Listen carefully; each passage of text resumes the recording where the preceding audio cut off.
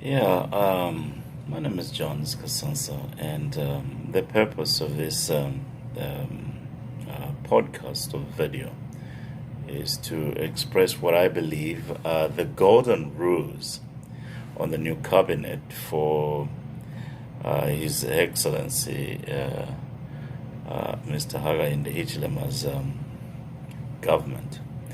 It is a custom in any democracy for citizens, particularly the media, to build anticipation of the possible names that fit into the cabinet of the new dispensation. It is said among the people that I'm familiar with that the best cabinet that Zambia had was appointed by Frederick Jacob Titus Chiluba in 1991, which just lasted a few months.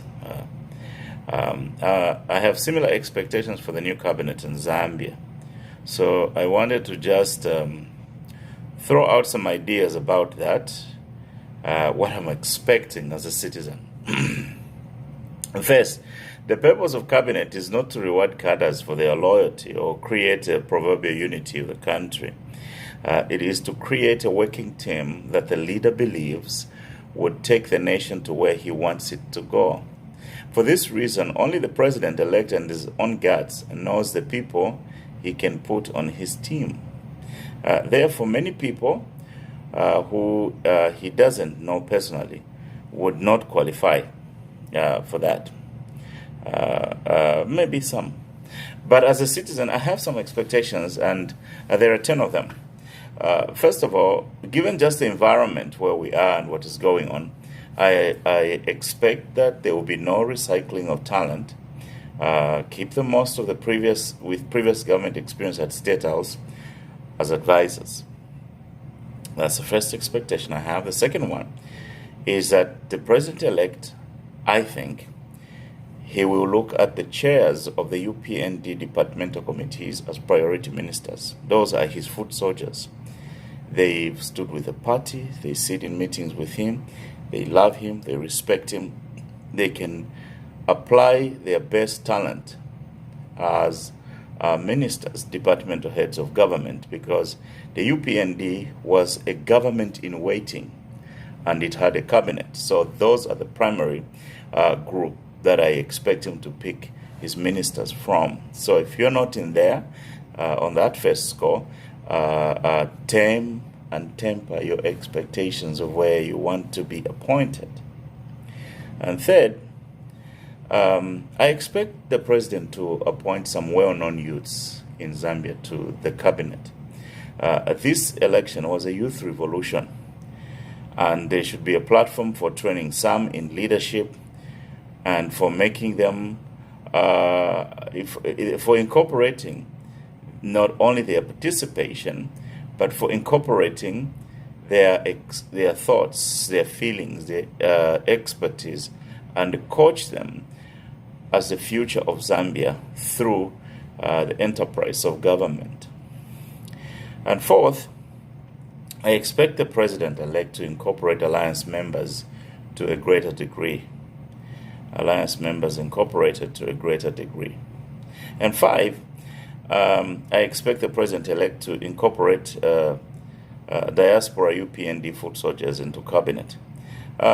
Yes, not just that they paid the money or they made the most noise on social media, but the diaspora foot soldiers have got a very unique and important quality that needs to sit next to the president's team. They understand better what we, Zambia as a country, is trying to become in the 21st century in the global village of nations.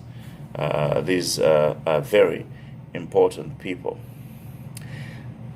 And six, I expect the president to close some ministries. For example, the Ministry of Religious Affairs and the Ministry of Infrastructure Development. Infrastructure development can go under works and supply or other related, or even if you are developing anything in any city, it can go to a local government working in collaboration with at government level. I do also feel that the Infrastructure Development Department was created just as a platform for thieving and, cutting deals and corruption. So continuing with that type of ministry is just not going to be a good idea.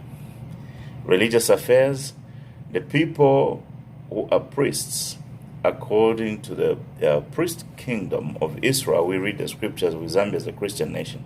The priests were above the political leader because they heard the voice of God directly to take to the appointed king.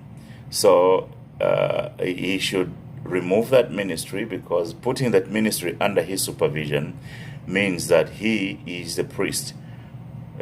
Putting the office of the priest under him is not just unbiblical, but it's unnecessary.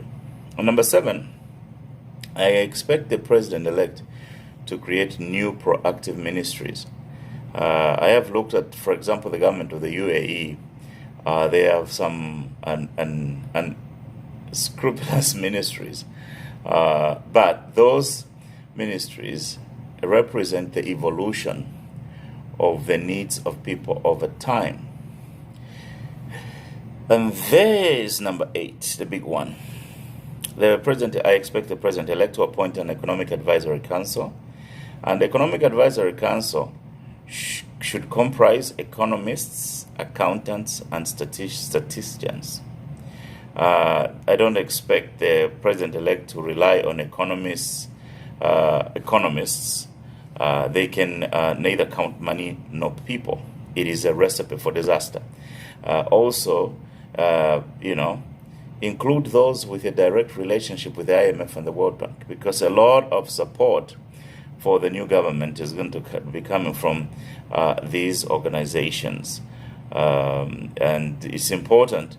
One of the biggest failures we had over the last 7 years was they kept sending the people from there who could neither consume financial research based on their training or their physical experience, so they didn't understand the positions of the IMF. And so these rounds of where you have meetings for 7 years and nothing comes out of there can be avoided if an economic advisory council comprises specializations and people with appropriate connections to useful institutions around the world. And number 9, this is a good one. I expect the president-elect to make some mistakes in appointments. And some of the people who will be appointed in the first round will be disappointed shortly thereafter, or even just a few months or a year in there. I expect him to make some mistakes. And lastly, I also expect the president-elect to send some high-powered talent in foreign missions. So that's just what I'm thinking. I'm praying for a president, and I'm hoping that we can get the best cabinet and the best team that can score so that Zambia can win. Thank you.